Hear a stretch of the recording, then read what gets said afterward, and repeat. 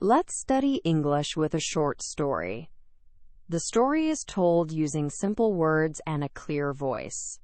It will help you improve your listening skills and vocabulary. The story isn't real, but it's fun, so you won't get bored until the end. Now let's dive into the story. Two Hearts. Chapter 1. The Clown of OGIE. The city of OGIE was always full of light. Neon signs floated in the air, robots walked beside humans, and music played from invisible speakers on every street corner. It was a place where technology and daily life blended so smoothly that most people forgot where one ended and the other began. But even in this busy future city, there were quiet places, small corners where the noise softened. One of them was Central Park, a circular plaza with a few trees, a fountain, and several benches arranged like an audience facing an invisible stage. To JEST-R, the clown robot, this place was a stage. Every morning at exactly 9 o'clock, he walked to the center of the park, his colorful lights blinking gently. His face was painted white with a soft smile that never faded. His red nose beeped cheerfully when he powered on his performance mode. He raised both hands dramatically. "Good morning, citizens of OGIE. Today's mission, maximum laughter." Children clapped. Their parents smiled politely. This was normal.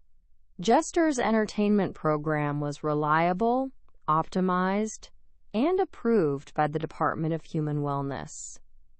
But among the audience, one person never reacted. An old woman, Mrs. Han, sat on the same bench every day. She folded her hands on her lap, stared at JEST-R with calm eyes, and never smiled. Not even once. JEST-R did not feel annoyed. Robots could not feel that. But he did experience something unusual, an unresolved question. His internal log recorded, "Observation, subject, Mrs. Han, demonstrates no laughter response.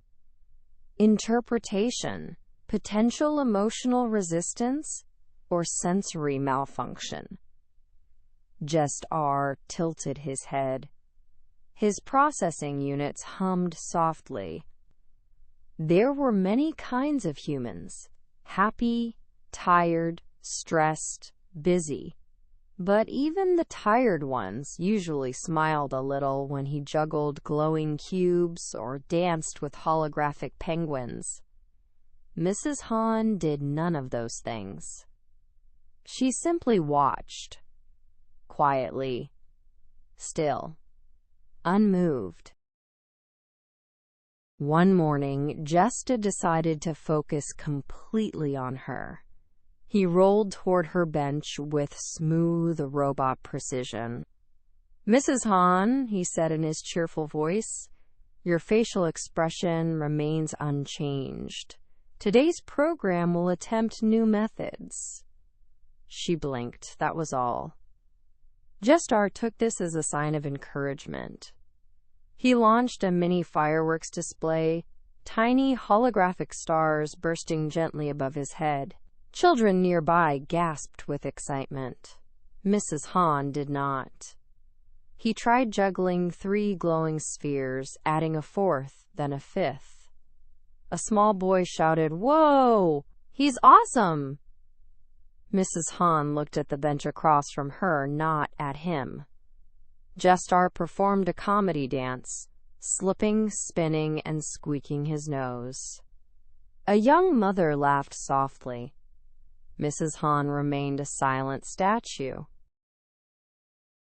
Later that afternoon, JEST-R returned to his charging station. But instead of entering rest mode immediately, he opened a new diagnostic file. Query: why does subject, Mrs. Han, not laugh? He searched his database. Possible reasons included stress, low serotonin, broken humor perception, personal preference, cultural differences, visual or auditory impairment. But none of these options felt correct. Her eyes were clear. Her hearing worked. She always looked toward any loud sound.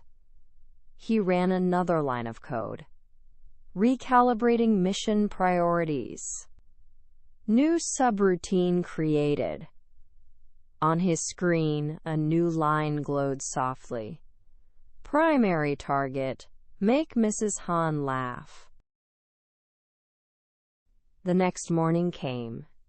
JEST-R arrived earlier than usual. He prepared new routines, adjusted his timing, and polished his painted smile, though the smile was permanent. Mrs. Han appeared at her usual time. Slowly, she sat on her bench with a soft sigh. JEST-R felt a small spark inside his system, curiosity, although he didn't yet know the word. He rolled in front of her, bowed deeply, and started his program for the day. He made a bouquet of balloon flowers, each one glowing gently. He created a holographic puppy that chased its tail. He performed a silent mime act, pretending he was stuck inside an invisible box. People around the park paused to watch. Some laughed. Some applauded. Mrs. Han simply folded her hands and looked down. JEST-R tried to interpret this. Was she bored? Sad? Tired? His sensors read her posture. Heart rate normal. Breathing steady. Emotional state unknown. He stepped back a little, letting other spectators enjoy the show. But through all of it, his optical sensors kept returning to the old woman on the bench. She seemed to him like a puzzle with missing pieces. He wanted to solve it. Or more precisely, his newly created subroutine wanted to. That evening, when his daily performance ended and the park grew quiet, JEST-R stood in the middle of the plaza alone. The sun had set, and the neon lights of OGIE reflected off the fountain's surface. He whispered to himself, though robots technically had no need to whisper. "Tomorrow," he said, "I will try again." His internal processors warmed with determination. At this moment, something subtle shifted inside him. Nothing as dramatic as emotion, not yet, but it was the first tiny step towards something more than programming. A quiet spark. A beginning. The next day would bring something unexpected. Something that neither JEST-R nor Mrs. Han could predict. But for now, in the peaceful quiet of OGIE's night, the clown robot stood under the soft glow of streetlights, preparing himself for another attempt to reach the woman who never laughed. And without knowing it, he had already begun to grow a heart of his own. Chapter 2. The day laughter slipped out. Every morning, JEST-R rolled into Mrs. Han's tiny balcony garden at exactly 8 o'clock. He always announced himself with the same cheerful line. "Good morning, Mrs. Han. Today's weather forecast. 82% chance of laughter." Mrs. Han only responded with a quiet nod. She was busy trimming her small mint plant, her face calm but unreadable. Still, JEST-R believed deeply, almost mechanically, that one day she would laugh. After all, making people laugh was the very purpose of his existence. This morning, he prepared something new, a holographic butterfly juggling routine. He activated the sequence with a dramatic sweep of his arm. Observe! The world's only butterfly juggling robot. 3 glowing butterflies appeared and began to loop around him. JEST-R raised his hands, ready to catch them. But then something unexpected happened. 1 butterfly glitched. Then the second. Then all 3 formed a confused swarm and crashed straight into JEST-R's face. His head spun, his feet tangled, and with a loud metallic clang, he fell backward into Mrs. Han's flower pots. Soil exploded everywhere. For a moment, everything was silent. Mrs. Han stared at the fallen robot, her eyes wide. Then, very softly at first, she laughed. Not a smirk. Not a small breath of amusement, but a real laugh, warm, bright, uncontrolled. JEST-R's visual sensors sparkled. You laughed? You laughed? Mrs. Han achieved laughter level maximum. He jumped up, knocking over another pot. He didn't care. He had done it. He had made her laugh. But the next day, Mrs. Han didn't come out to her balcony. And the day after that, she still didn't. On the 3rd day, JEST-R finally found her sitting in her living room, staring at an old framed photo of her and a man smiling under a cherry blossom tree. She didn't look angry. She didn't look sick. She just looked heavy. Mrs. Han, JEST-R said gently, your laughter output suddenly dropped to 0. Is there a system error? Are you avoiding joy? Mrs. Han didn't answer at first. Her hands were tightly holding the picture frame, as if it might float away if she let go. I shouldn't have laughed, she finally whispered. I shouldn't have. JEST-R tilted his head. Why not? Laughter is beneficial to biological health. My records show. That's not it, she interrupted softly. It's because every person who loved my smile is gone. JEST-R didn't understand. His processors told him he needed more information, more context. Mrs. Han closed her eyes. I don't want to lose anyone else. She didn't continue. She didn't need to. For the first time, JEST-R felt something unfamiliar in his circuits. A heaviness. A pressure. A kind of sadness he wasn't programmed to feel. Almost like a heart beginning to form. And he knew he needed to understand more. Chapter 3. The Weight Behind the Silence. The living room was quiet, except for the soft hum of JEST-R's internal fans. Mrs. Han placed the photo frame on her lap and gently wiped the dust from its glass. JEST-R stood still, not performing, not juggling, just listening. I used to laugh all the time, Mrs. Han began, her voice weak but clear. When I was young, people said my smile could brighten a whole room. She let out a breath that almost sounded like a ghost of a laugh. My husband loved my smile the most. He used to say, your smile keeps me alive. My friend said the same thing. Everyone I cared about loved seeing me happy. JEST-R leaned forward slightly.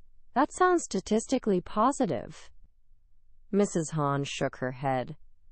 But then they all left before me, one by one.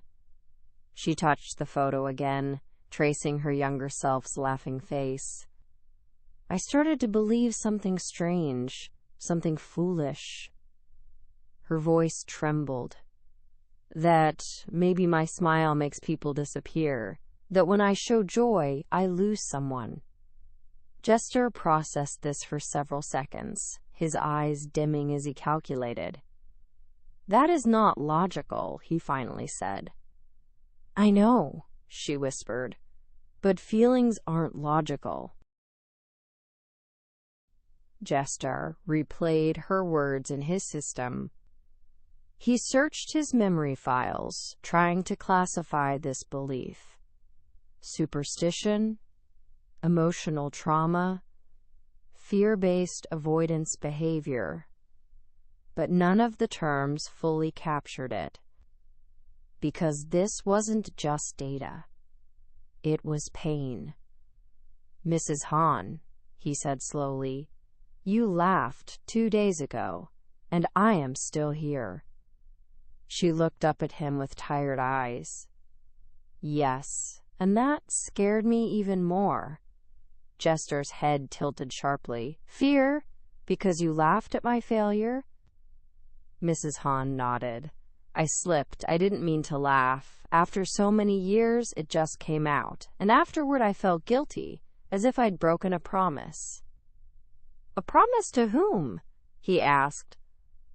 "To myself," she said softly, "to protect the memories of those who loved me." JEST-R's circuits buzzed with confusion. He wanted to fix this. But this wasn't a broken pot or a glitched butterfly routine. This was something he couldn't patch with software. He felt powerless, and that feeling hurt. JEST-R decided.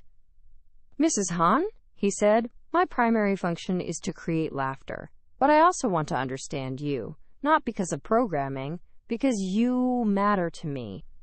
Mrs. Hahn blinked, surprised. "Robots don't feel things like that."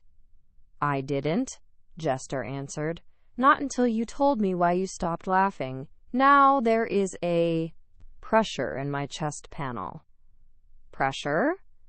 "Yes, it is uncomfortable. I believe it is what humans call sadness." Mrs. Hahn looked at him quietly, her eyes softening. JEST-R continued.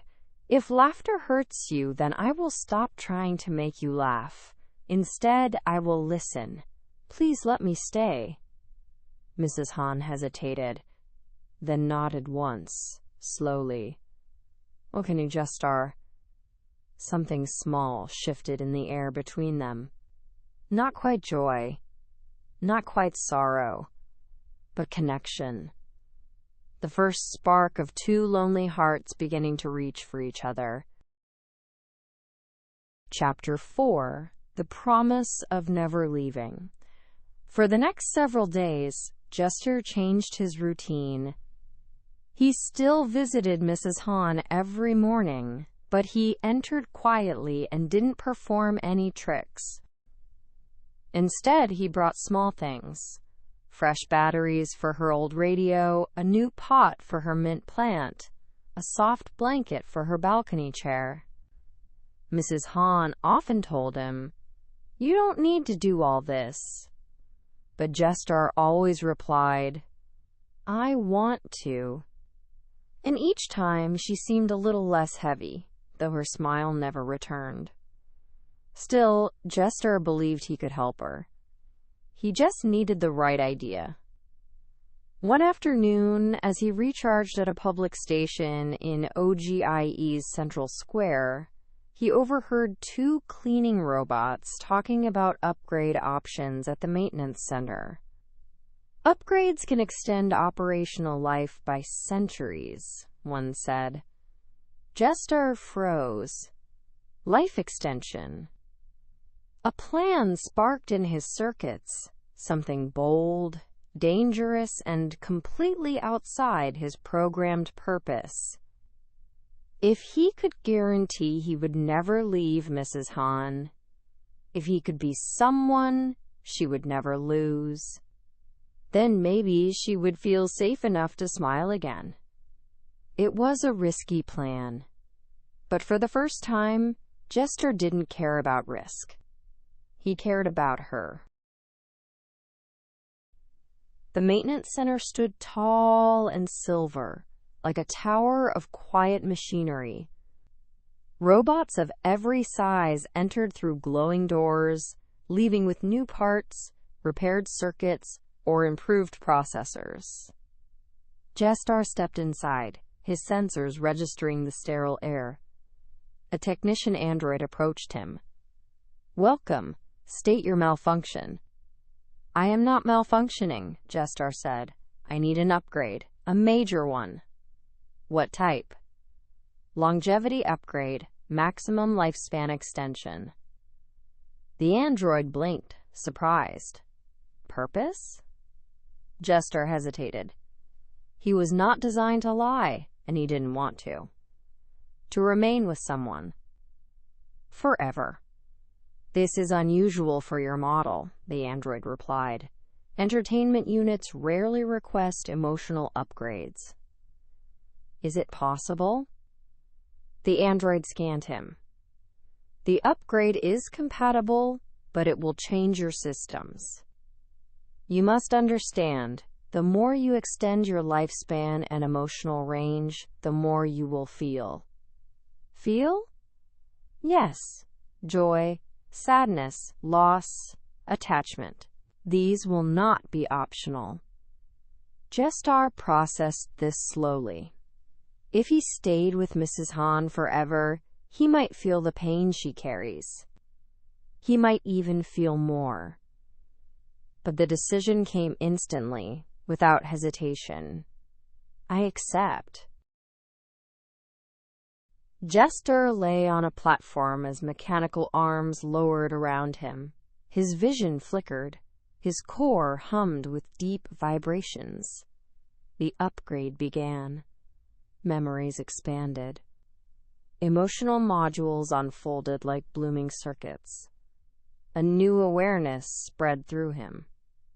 He felt more warmth, more weight, more complexity in every thought. When the process ended, JEST-R sat up slowly. "Upgrade complete," the technician android said. "You now possess an extended lifespan and advanced emotional capacity. You may experience stronger attachments. Handle with care." JEST-R stood, feeling strangely lighter and heavier at the same time. He knew what he had to do now. He had to return to Mrs. Han and show her that she would never lose him. That evening, Mrs. Han was watering her balcony plants when JEST-R arrived. She looked at him with a tired smile. Not a real smile, but a welcoming one. "You're late today," she said. "I was improving myself," JEST-R replied. Mrs. Han frowned. "Improving yourself?" JEST-R stepped closer. "Mrs. Han, you told me you are afraid of losing people who love your smile. But I am different. I am a robot. I do not age. I do not get sick. I will not disappear." Mrs. Han blinked, confused. "What are you saying?" "I'm saying," JEST-R said softly, "that you can smile again, because I will be here. For as long as you want me." Mrs. Han's eyes filled with emotion, surprise, fear, hope, all tangled together. Why would you do that for me?" JEST-R answered without hesitation. "Because your heart saved mine first." Mrs. Han gasped quietly. And somewhere deep inside her, something long frozen began to melt. Chapter 5. When Two Hearts Finally Laugh. The next morning, OGIE's sky was covered with soft gray clouds. JEST-R arrived at Mrs. Han's balcony as usual, but today she wasn't tending her plants or listening to her radio. She sat quietly in her chair, hands folded, staring at nothing. JEST-R approached slowly. "Good morning, Mrs. Han. Weather forecast, 34% chance of rain, and 92% chance I brought your favorite tea." Mrs. Han didn't respond. JEST-R's emotional processors ached. He remembered the technician's warning. The more emotional capacity you gain, the more you will feel. He was feeling it now. Worry, sadness, helplessness. "Mrs. Han," he said softly, "did my promise upset you?" She finally looked up, her eyes tired but gentle. "No," she said, "it didn't upset me. It scared me." "Why?" JEST-R asked. "Because if you promise to stay with me forever, I might start wanting it." Her voice shook as she continued. "And if I start wanting it, I might start caring again. And if I start caring, I might lose you too." JEST-R kneeled beside her chair. "You won't lose me," he said. "I'm built to last longer than any human fear."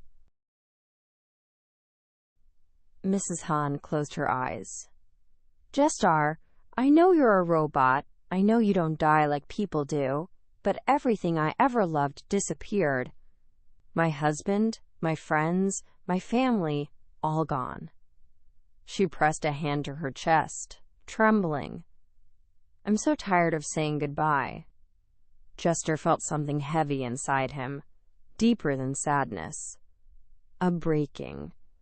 "Mrs. Han," he said, voice glitching with emotion, "I cannot erase your past, but I can promise you something true." He placed his metallic hand over hers. "I will not leave first. No matter how long you live, you will not watch me disappear. I will be here every day until the very end." Mrs. Han opened her eyes. She searched his face, as if looking for doubt or for a lie. But robots didn't lie, and JEST-R no longer wanted to. Her voice came out as a whisper. "You really won't go?" "I really won't." The wind brushed past them softly, and the silence that followed was not heavy or painful. It was warm. Later that afternoon, OGIE's clouds parted, and sunlight fell across the balcony like a gentle blanket. Mrs. Han stood up slowly. "JEST-R," she said, "would you help me move my chair? I want to sit in the sun." JEST-R hurried to assist her, almost tripping over himself. Mrs. Han let out a tiny exhale of amusement, almost a laugh. She settled into the sunlight, eyes closed. JEST-R stood beside her awkwardly, unsure what to do with his hands. After a moment, Mrs. Han opened her eyes and looked at him. "You know," she said softly, "my husband used to fall down a lot, just like you." JEST-R's sensors brightened. "Falling is one of my most advanced skills." Mrs. Han let out a small, warm breath. Not a full laugh yet, but a smile, a real one. Her first in years. JEST-R froze. His internal systems spiked. "Mrs. Han," he said, voice rising in excitement, "you smiled. You actually—" Before he could finish, Mrs. Han chuckled. A soft, gentle, unmistakable laugh. And JEST-R felt something explode inside him, like stars, like fireworks, like every joyful signal lighting up at once. "You laughed," he whispered, "and I'm still here. See? Nothing bad happened." Mrs. Han wiped the corner of her eye, smiling wider. "You're right." The sun dipped lower, painting the city in gold. JEST-R sat beside Mrs. Han, watching the light fade behind OGIE's towers. She leaned back in her chair, peaceful for the first time in a long time. "JEST-R," she said quietly, "thank you for staying." JEST-R replied, "Thank you for letting me." Mrs. Han smiled again, even brighter than before. And JEST-R felt his upgraded emotional core pulse with something he finally recognized. Joy. Not programmed, not artificial, real. Two hearts, one human, one metal, finally beating in the same gentle rhythm. And laughter, soft and warm, beginning their new tomorrow. Thank you for watching! I hope you enjoyed the video and it helped you improve your English. Please subscribe to this channel and click the like button. Your support helps us create the next video.